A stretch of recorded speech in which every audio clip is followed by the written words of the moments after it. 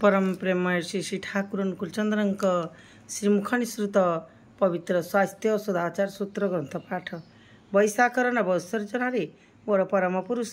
जी पुराण धनी कुलमालिक परम पिता तांक निकट यहाँ एकांत प्रार्थना प्रति प्रत्येक जेपरी निरोग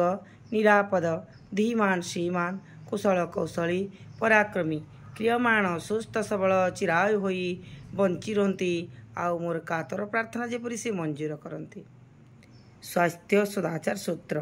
जो माने जेते बेसी लोकंक हाथ में आहार जदि ग्रहण करिथांती बा अन्य को देइथांती से माने जदि संक्रमण दुष्ट होती कौनसी प्रकार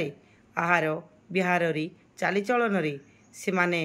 सेते बेसी लोकंकु संक्रामित करि तोलंती से मानकर व्याधि दोष त्रुटि इत्यादि द्वारा व्यापक विकृति मध्य देखिबाकु मिले सेठारे सेहीपरि सेते ही